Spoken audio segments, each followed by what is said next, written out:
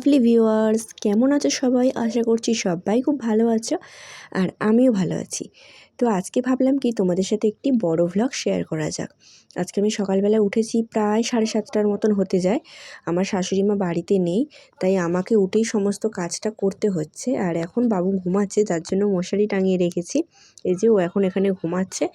এরপর ওকে আমি ঘুম থেকে তুলবো, কারণ অনেকটা দেরি হয়ে যাচ্ছে। এখন বাজতে যায় প্রায় 8:30 9টার মতন। তারপর ওকে খাওয়াবো। আর ওর খাওয়ানোর প্রিপারেশান আমি 2 দিন হলো একটু অন্যরকমই খাওয়াচ্ছি, কারণ ডক্টর ওকে বলেছে একটু অন্যরকম খাওয়াতে, রেস্ট্রিকশানে থাকতে। কারণ ওর 2 দিন খুব শরীর খারাপ হয়েছিল। রাত্রেবেলা ওকে ডক্টরের কাছে নিয়ে ছুটতে হয়েছে, যার জন্য অনেক খাবার ওকে বন্ধ করে দিয়েছে। তো সেই মতো আমি সকাল সকাল খাবার রেডি করছি। তো চলো আজকের ব্লগটা তোমরা দেখতে থাকো, আমার সঙ্গে থাকো। তো আমি এখানে বানিয়ে নিয়েছি চিঁড়ের পায়েস। খুবই সিম্পল এবং সহজ একটা খাবার, সহজপাচ্য খাবার, যেটা বাচ্চার গ্যাস হবেও না এবং খুবই হালকা খাবার, ওর অসুবিধা হবে না। যার জন্য আমি এরকম বানিয়েছি। আর আমাকে ডক্টর বলেই দিয়েছে যে বিস্কিট আরও এখন খাওয়ানো যাবে না, যেহেতু বিস্কিট খাওয়ালেও গ্যাস হয়। প্রচণ্ড ওর গ্যাস হচ্ছিল, গ্যাস থেকেই ওর ভমিটিং, পটি এগুলো হচ্ছিল। যার জন্য ওকে এরকম খাবার খাওয়াতে বলেছে। আর ভাত জাতীয় জিনিস বেশি খাওয়াতে বলেছে। তো সকালবেলা তো উঠে আর ভাত খাওয়ানো যায় না, যার জন্য আমি এই চিঁড়েটাই বানিয়ে নিয়েছি।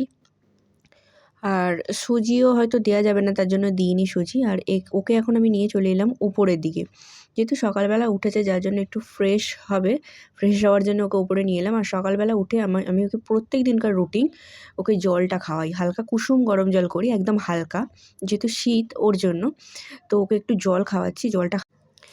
আর এরপর আমি এখন নিচে চলে এসেছি, উপরে ছিলাম। তো একটু পর্দাগুলো তুলে দিচ্ছি, বাইরের হাওয়া বাতাস, আলো এগুলো ভিতরে প্রবেশ করার জন্য আর কি। আর ও এখন খেলনা নিয়ে বসে বসে খেলছে।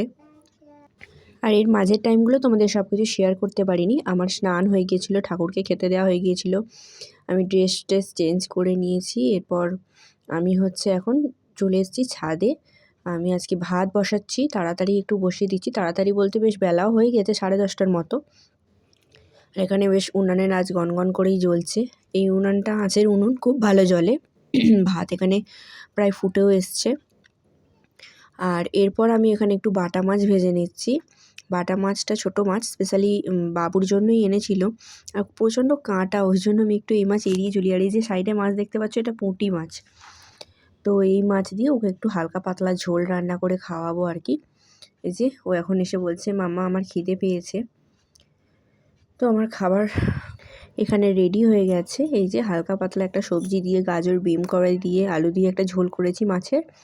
আর ভাত আর একটা আলু ভাতে দিয়েছি। ও খুব বেশি খাবে না, এতটা নিয়েছি ঠিকই, কিন্তু ও খেতেই পারে না। তো প্রায় সবই ঠিকঠাক চলছিল। ভেবেছিলাম যে আজকে পুরো দিনের ভ্লগটা তোমাদের সাথে শেয়ার করব, সেটা আর হয়ে ওঠেনি। কারণ আমি গিয়েছিলাম ঘাটে বাসন মাজতে, আর তারপরেই বাবু একটা কাণ্ড ঘটিয়ে বসে। ও প্রচণ্ড দুষ্টুমি করে। তো আমি যেই একটু সাইড হয়েছি, ও বিছানায় উঠে বিছানা থেকে ঝাঁপ মেরে একদম সোজা কপাটে গিয়ে মাথাটা ঠুকে দেয়।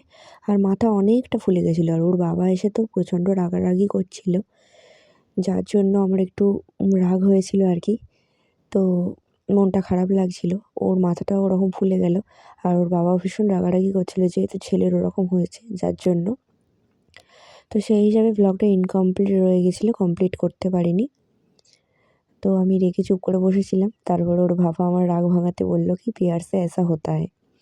তো আমি বললাম যে আমাকে মিষ্টি কথায় একদম ভেজাতে পারবে না। তো তারপর সন্ধ্যেবেলার দিকে অবশেষে আমার রাগ ভাঙে। বাবা আর ছেলে মিলে আমাকে খাওয়ানোর জন্য খুব পিড়াপিড়ি করতে থাকে। অবশেষে আমার রাগ ভাঙে। তো যাই হোক, আজকের ব্লগটা এখানে শেষ করছি। কেমন লাগলো অবশ্যই কমেন্টে জানিও। ভালো লাগলে লাইক, কমেন্ট, শেয়ার করো অ্যান্ড সাবস্ক্রাইব করতে একদম ভুলো না। কারণ তোমাদের সাপোর্ট, তোমাদের ভালোবাসা না পেলে আমি একদমই এগোতে পারবো না। তো চলো আজকের মতো টাটা, দেখা হবে আবার অন্য কোনো নেক্সট নতুন ব্লগ নিয়ে।